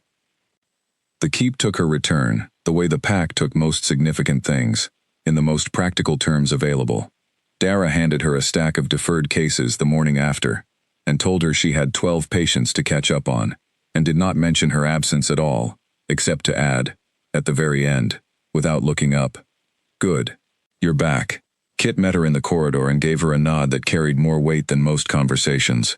Old Marin looked up from her fire when Alara brought her the rust-colored scarf she had forgotten in the workroom, and held it for a moment, and said nothing, which from Marin was the most eloquent thing she could have said. The children were not subtle, but they were never subtle, and Alara had stopped expecting them to be. Calum was in the workroom the first evening, as he had been every evening before she left, and they talked. They talked about the border. The Greyclaw situation had not fully resolved, but the energy of it had shifted since the confrontation at the tree line, and Bram Vale had made no further moves. Hugh believed the formal claim would be withdrawn within the month. Calum was less certain, but he held it lightly, which Alara thought was one of the more interesting things about him, that he could carry uncertainty without it changing the quality of his decisions. She told him about her mother's instructions for managing a winter herb shortage. He listened with the interest of someone who found the mechanisms of things genuinely worth knowing, and asked 2 questions she hadn't expected, which made her think about the answers properly, and tell him things she hadn't planned to say. They did this every evening. In the mornings, she went to the stream. The frost had thickened now, and the stream ran only in its center, ice at both banks. She wore the heavy coat, and she sat on the flat stone with the blanket that was always there by the time she arrived, and she watched the water and thought about things, and did not feel the need to resolve all of them. He joined her one morning. He came without announcing himself. She heard him on the path, and then he was there, settling onto the flat stone beside her, with the ease of someone who has spent a great deal of time in cold, and knows how to be comfortable in it. They sat without speaking for several minutes, which was not uncomfortable. It was the kind of quiet that belongs to people who have run out of the need to fill silence. "Finn thinks you should be given a formal place in the pack," he said, not looking at her. She kept her eyes on the stream. "What does that mean?" "That you belong here officially," he said, "not as a guest, not as a guest who has not yet earned her way home." A pause. "As a member." She thought about it. "Is that what you think?" she asked. "It's what I think," he said. "The formal question of whether it's what you want is yours to answer." She looked at the water. A leaf, frozen into the edge of the bank, caught the pale morning light and held it. "Yes," she said. He nodded. The stream ran in its winter channel. The morning birds began their first calls somewhere in the trees behind them. "There's something I want to ask you," he said. "Ask," she said. "The bond," he said. "The full form of it requires willing acknowledgement. Marin would have told you that part." "She told me," Alara said. "I'm not asking for an answer now," he said. "I'm asking whether it is something you want to know more about before you decide." He looked at her. "I am not going to rush this." She looked at him sideways. "You've been very patient," she said. "I have been very afraid," he said, quietly and directly, which is not the same thing, but produces a similar result. She held his gaze. "Tell me what it involves," she said, "and then I'll think about it, and then we'll talk about it." He told her. Simply, without embellishment, the way he told her all important things. The bond in its full form was a permanent and bilateral recognition. Conscious, mutual. It deepened the connection between them in ways that were not mystical, but were real. A greater awareness, a greater sensitivity to each other's state. A weight of responsibility that sat on both sides, because what the bond did to the other was not incidental. It was not a ritual. It was not a ceremony. It was just an acknowledgement made by 2 people to each other, and to themselves, that they saw each other, that they chose each other. She listened. She looked at the frozen edges of the stream, and thought about all the choices she had made in the last few weeks, and which ones had been made from fear, and which from clarity, and which from something she was still learning to name. "I want time," she said. "Not a long time, but time." "Take it," he said. The morning moved forward. They sat until the sun came fully above the ridge, and the keep began its day below them, and then they walked back together through the frost, not close enough to touch, and the gate opened, and they went to the separate things the day required of them. The separate things, she thought, were not going to be separate for much longer. She thought that without anxiety. She thought it with the particular steadiness of a person who has made a decision and knows it and is simply waiting for the right moment to say so. The weeks that followed were the education she had not known she was going to receive. She learned the pack the way you learn things you intend to live with, not as a collection of information, but as a set of relationships, each one different, each one offering something specific. Hugh, who was never warm but was always fair, and who turned out to have a precise and entirely unexpected sense of humor, that he deployed rarely and without warning. Finn, whose careful distance had dissolved into a friendship that operated mostly through action. He repaired a loose hinge in her workroom door without being asked, and she left a jar of the headache remedy he went through at a noticeable rate on his desk without comment, and they understood each other perfectly. Dara, who told her the cases she didn't want to handle, and trusted Alara with the ones she did, which was the highest compliment the healer was capable of giving. The children, who were not a learning so much as a continuing practice in staying present, because children required exactly that of you. And Calum, who she learned differently from the others, not through accumulated incidents, but through accumulated mornings and evenings, through the specific intimacy of two people who talk to each other every day, and begin to know the shape of the other person's thought before the words arrive. She learned that he was funny in a way he did not display in public, dry and precise, and delivered entirely without warning. She learned that he kept records of things she would not have expected him to care about. The names of the oldest trees on the territory, noted in a small book he had been adding to for years. She learned that his wolf was most settled when she was in the same room, which she had already known in one sense but now knew in the more specific sense of seeing it, the almost imperceptible shift in his posture when she came through a door, the depth of his breathing that changed. She learned that he looked at her differently from the way he looked at everything else. Not in a way that was soft, because he was not a soft man, in a way that was completely undivided, as if whatever she was saying or doing had his full attention not because it demanded it, but because he was giving it freely, which turned out to be the most significant difference there was. One evening, 3 weeks after her return, she came to the tower room and knocked. "Come in," he said. She came in. She did not sit on the bench. She stood in the middle of the room and looked at him in his chair by the window. "I've had time," she said. He looked at her. He did not say anything. "I want to acknowledge it," she said. "The bond. All of it." She held his gaze. "Not because it pulled me here. Because I looked at it from home, with distance, and chose it. And I'm choosing it now." He stood. The tower room was small enough that standing put him close to her, and she could see the careful and thorough way he was looking at her, checking, as he always did, all the way down to what was actually true. "Are you certain?" he said. "Yes," she said. He exhaled. It was a long and slow breath, and something in it that had been held for a long time came out with it. His shoulders dropped by a fraction she would not have noticed if she had not learned to read him. He reached out and took her hand. Not dramatically. Simply, the way you take hold of something you have been careful about for a long time, and are finally allowing yourself to hold properly. His hand was warm, and she could feel his pulse in it, and they were the same rate, which struck her as both logical and remarkable. "I am going to be imperfect at this," he said. "I have been alone with my decisions for a long time, and I don't always know when I'm doing that, when I should be doing something else." "I know," she said. "Tell me when you notice. I'll tell you when I notice." He looked at her for another moment. "You are not afraid of any of this," he said, and his voice held something like wonder in it, private and careful. "But there. I am a little afraid," she said honestly. "But I don't let being afraid stop me from doing things I've decided to do."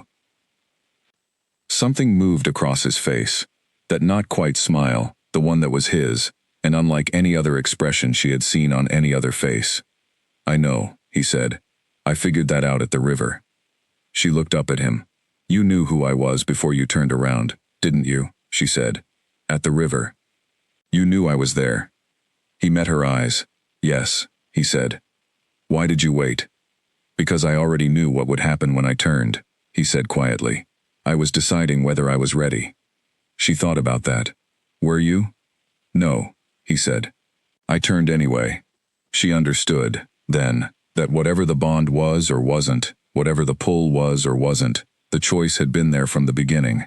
Both of them making it, in their own ways, before they had the language to name it. She held his hand. He held hers. The territory outside the tower window went on being the vast and patient and complicated thing it was. The forest and the ridge and the eastern border, where the patrol teams moved in the cold, and the Eastern matter had finally and quietly been resolved when Bram Vale withdrew his formal claim, without fanfare. The pack below them moved through its evening routines, and Pip would be getting into bed at exactly this time, and protesting it, and Kit would be running the late training drills, and Dara would be writing in the record book, in that slanted handwriting that was efficient above all else. All of it was real. All of it was ongoing. All of it needed the things it needed. And she was going to be here for it. Not because she had stumbled across a boundary on a morning she was supposed to be gathering herbs. Not because something in the world had decided it without asking her. Because she had looked at the whole truth of it, the risk and the complication, and the bond, and the man, and she had chosen it with her eyes open. The ember in her chest was not burning the way it had burned in the beginning, urgent and insistent, and pulling her forward. It had settled into something steadier and less urgent than burning, the way a fire settles from flame into heat, the kind that warms a room over time, and does not need to announce itself to do it.